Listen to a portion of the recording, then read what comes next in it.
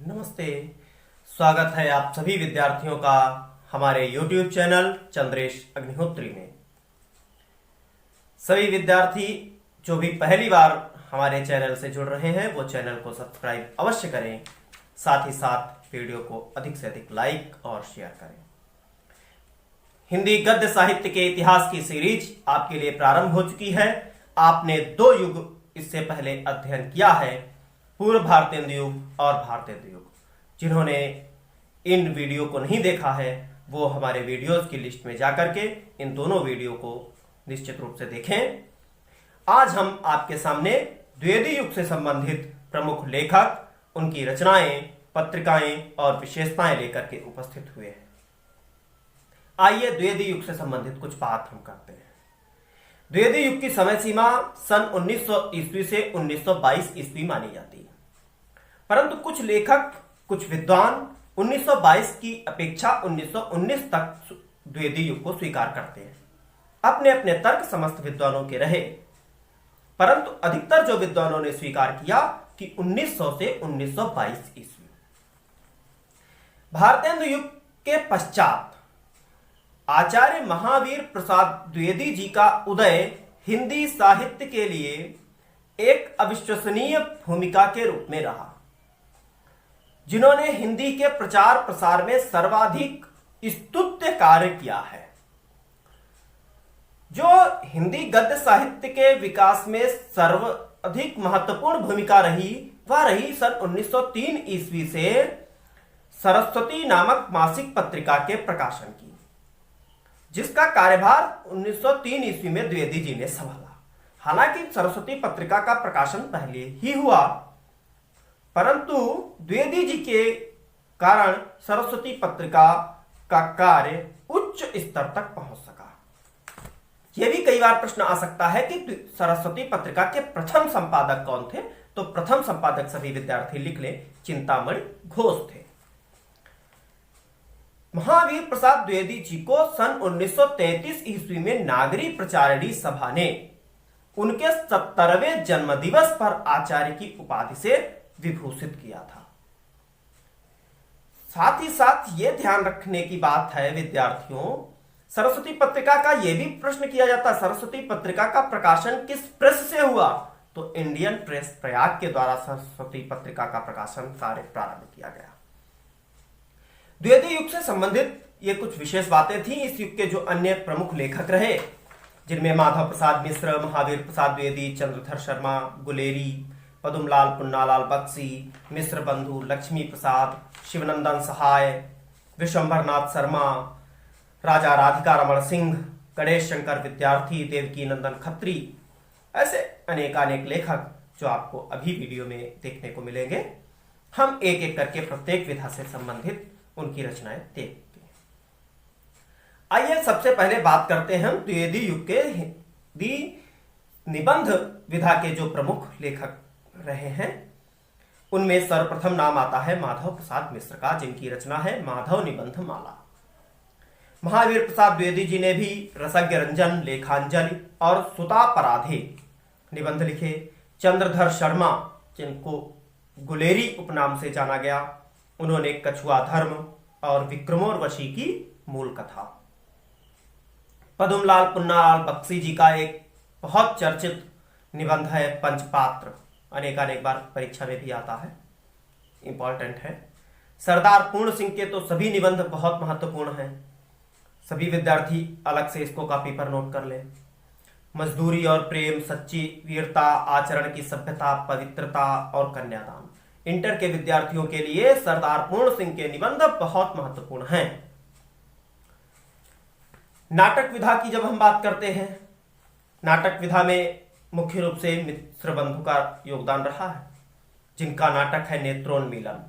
लक्ष्मी प्रसाद जी ने उर्वशी और शिवनंदन सहाय जी ने सुदामा नाटक की रचना द्विवेदी युग के अंतर्गत की है। देखिए विद्यार्थियों, कुछ ऐसे भी आप लोगों को लेखक मिलेंगे जो एक युग की अपेक्षा दूसरे युग में भी मिलेंगे।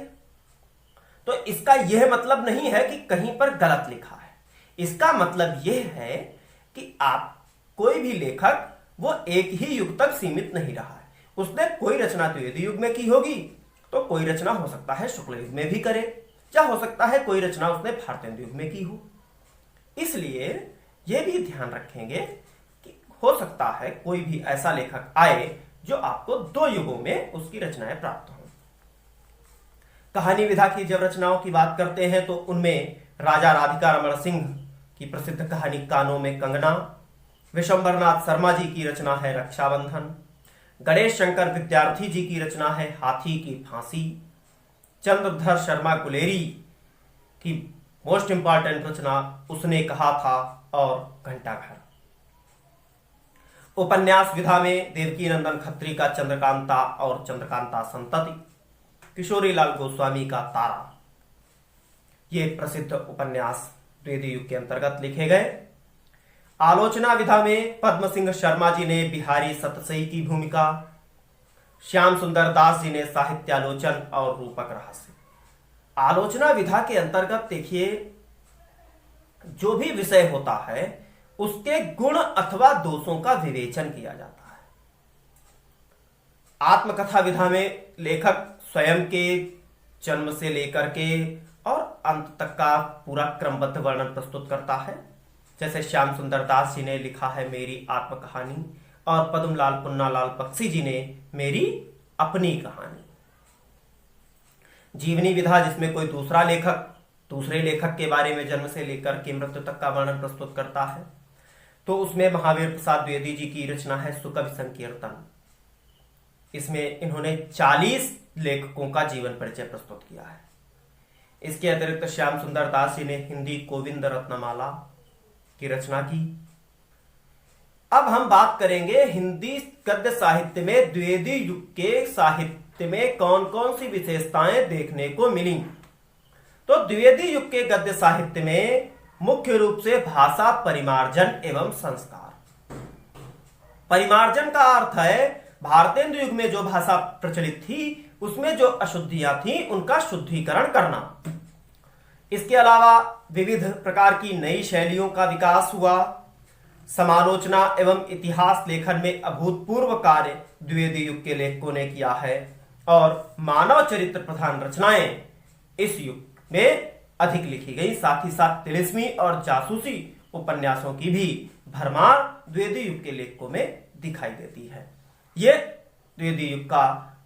तो सरस्वती के अतिरिक्त जो पत्रिकाएं रहीं उनमें गुलेरी जी ने सन 1909 ईस्वी में जयपुर से समालोचक का प्रकाशन कार्य किया।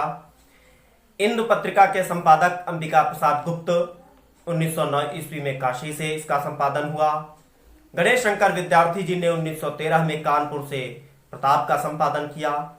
कृष्णकांत मालवीय जी ने मर्यादा का 1909 ईस्वी में प्रयाग से इसका संपादन कार्य प्रारंभ किया। प्रभा पत्रिका के संपादक कालूराम हैं, जिन्होंने 1913 में खंडवा राजस्थान से इसका संपादन कार्य किया। सुदर्शन पत्रिका के संपादक देवकी नंदन खत्री ने 1900 ईस्वी में काशी से इसका संपादन कार्य किया। काशी प्रसाद जायसवाल ने पटना से 1914 में पाटलिपुत्र पत्रिका का संपादन किया, और मदन मोहन मालवीय जी ने 1907 ईस्वी में काशी से अभ्युदय नामक पत्रिका का संपादन कार्य प्रारंभ किया।